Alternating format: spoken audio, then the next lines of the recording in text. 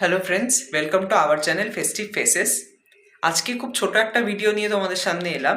গত বছরও তোমাদের সাথে শেয়ার করেছিলাম শীতকালে সমস্ত আমার বাড়ির বিগ্রহদের মানে সোয়েটার পরানো। তো এই বছরও সেটাই তোমাদেরকে দেখাবো।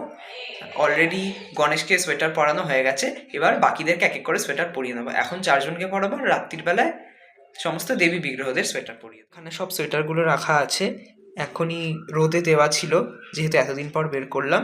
এখন এগুলো সব ভেতরে নিয়ে এলাম, আর বাইরে এখনও ঠাকুরের কম্বলগুলো এখনও রোদে দেওয়া আছে, এক এক করে এবার সবাইকে পরাবো। আর এইদিকে দেখো, গণেশকে অলরেডি সোয়েটার পরানো হয়ে গেছে। কেমন লাগছে অবশ্যই জানিও। এখন সমস্ত মানে দেবতাদের, মানে পুরুষ বিগ্রহদের আমি আপাতত এখন পরাবো, আর সন্ধেবেলায় সমস্ত দেবী বিগ্রহদের আমি সোয়েটার পরাবো। আজকে তো পড়ানো হয়ে গেছে, গণেশকে দিয়ে শুরু করলাম। কেমন লাগছে? খুব কিউট লাগছে।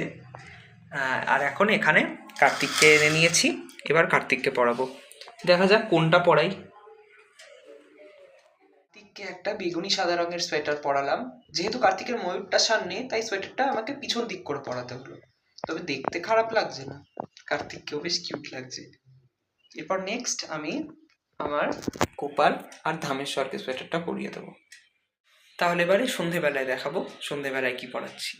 সন্ধে হয়ে গেছে, এখন আমি মা লক্ষ্মী, মা মনসা, মা সরস্বতী, ছোট মা আর শাম্ভবী, এদের 5জনকে এবার শীতবস্ত্র পরিধান করিয়ে দেবো। প্রথমে মা সরস্বতীকেই তাহলে করাই। এই যে মা সরস্বতীকে এই সোয়েটারটা পরিয়েছি, আর এইদিকে মা লক্ষ্মীকে এটা। কেমন লাগছে দুজনকে অবশ্যই বলো। শাড়ির উপরে সোয়েটার পরিয়েছি, আর ওই শাড়ি দিয়েই ঘোমটা দিয়ে দিয়েছি, কারণ মাদের মাথায় যদি এই সময় টুপি পরাই সেটাও দেখতে খুব বাজে লাগে।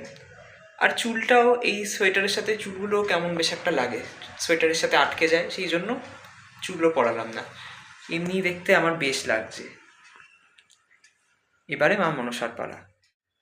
এই যে মা মনসাকে একটা পিঙ্ক কালারের সোয়েটার পরিয়ে দিয়েছি, আর এইদিকে বাবার গায়েও শাল জড়িয়ে দিয়েছি।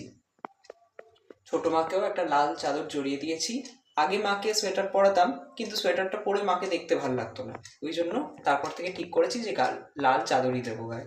তো মায়ের গায়ে লাল চাদর দেওয়া হয়ে গেছে। আর এই যে আমার শাম্ভবী মাকে আমি একটা হলুদ শাল গায়ে জড়িয়ে দিয়েছি।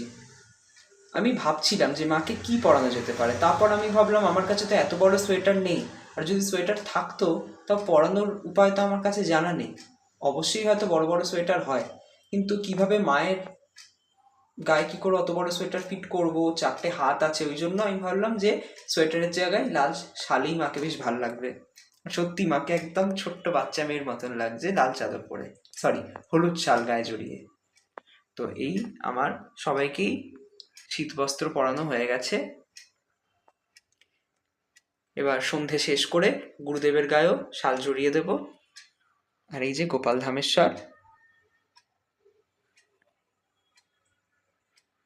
তাহলে আজকের ভিডিও এখানেই শেষ করছি, দেখা হবে আবার নেক্সট ভিডিওতে। আর খুব তাড়াতাড়ি মা কালীর ভিডিওটা আসছে, কালী পুজোর।